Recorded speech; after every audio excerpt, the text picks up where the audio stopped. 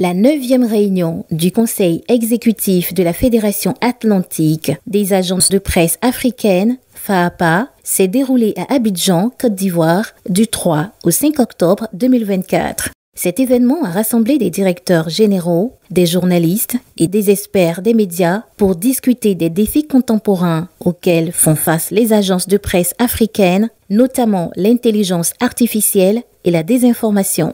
La cérémonie d'ouverture a été présidée par Amadou Coulibaly, ministre de la Communication, porte-parole du gouvernement, qui a relevé l'importance pour la FAAPA de promouvoir un système de diffusion des informations adapté aux ambitions des États. La FAAPA est un instrument intégrant et intégrateur d'une réelle coopération technique qui devra aider surtout à promouvoir un système de diffusion des nouvelles qui correspond aux ambitions des États, tout en favorisant l'émergence d'un réseau d'agences de presse africaines capables de rivaliser avec toutes les grandes agences du monde. Fouad Arif, président de la FAAPA, a souligné l'importance de la coopération Sud-Sud pour le développement des médias africains à l'ère du numérique. Il a insisté sur la collaboration des agences de presse pour faire face aux défis posés par l'intelligence artificielle et la prolifération des fake news, affirmant que l'Afrique doit faire confiance à l'Afrique. Comme vous le savez, l'IA représente aujourd'hui à la fois une opportunité et un défi exigeant une adaptation rapide des agences de presse africaines pour rester pertinentes et compétitives. Mesdames et messieurs, notre rencontre aujourd'hui en Côte d'Ivoire, carrefour des rencontres africaines et internationales, constitue sans aucun doute une étape importante pour le renforcement des relations professionnelles entre les agences de presse africaines dans le cadre de la coopération Sud-Sud, axe central pour les médias africains. Madame Oumou Barissana, première vice-présidente de la FAAPA et directrice centrale de l'Agence ivoirienne de presse, a salué la richesse des échanges durant cette réunion. Elle a exprimé sa conviction que l'avenir de la FAAPA est prometteur grâce à la solidarité et à la coopération entre ses membres. En tant que membre de la FAAPA, notre force réside dans notre unité. Je vous invite donc à réfléchir à des projets collaboratifs qui nous permettront de mutualiser nos ressources et de partager nos campagnes d'information à plus grande échelle. En nous unissant pour créer nos ressources centralisées pour le journalisme en Afrique, nous serons mieux préparés à faire face à la désinformation en promouvant un journalisme d'excellence. La FAAPA, créée à Casablanca en 2014, a déjà démontré le potentiel d'une telle coopération. Avec des efforts communs, nous avons réussi à établir un cadre où l'échange d'expertise se traduit par un renforcement de nos capacités respectives annuellement. Nous avons jeté les bases de l'innovation, de la solidarité et de l'excellence en journalisme. Au cours de la réunion, 2 panels principaux ont été abordés. Quelle stratégie face à l'intelligence artificielle et les fake news et le fact-checking?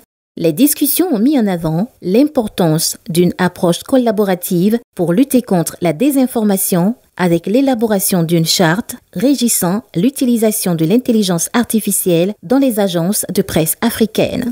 Le directeur de l'agence de presse bulgare, qui a également pris part à la réunion, a souligné l'importance d'unir les forces internationales pour faire face aux défis communs des médias dans un monde en rapide évolution.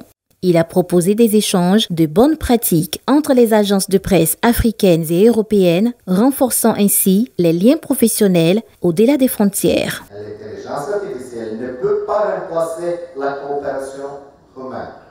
Une organisation comme la FAAPA ne deviendra jamais un grand ordinateur dans lequel des algorithmes prendront des décisions sur notre avenir commun.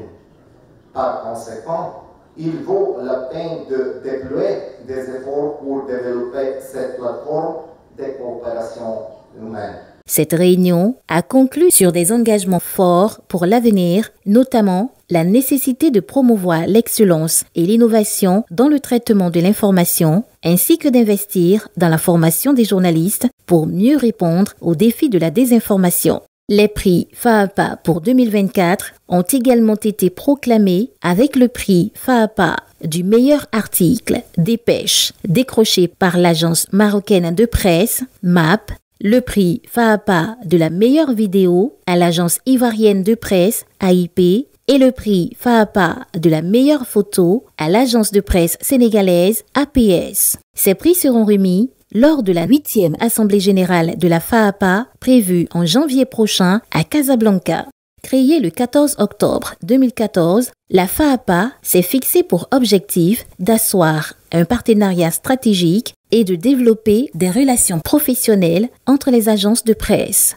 Elle s'assigne également pour but de contribuer à la consolidation de la libre circulation de l'information et de renforcer la coopération et la coordination au niveau des forums régionaux et internationaux. Une sortie détente des délégués et invités organisée en marge de la 9e réunion du Conseil exécutif de la FAAPA a eu lieu à Assini, une station balnéaire prisée située dans le sud-est de la Côte d'Ivoire. Dès les premières heures de la journée, les participants se sont retrouvés au siège de l'agence ivoirienne de presse AIP, située au plateau, le quartier des affaires d'Abidjan. À 8h30, les délégués et invités ont pris place dans un car spécialement affrété pour l'occasion, dans une ambiance conviviale marquée par des discussions entre collègues et représentants des différentes agences de presse.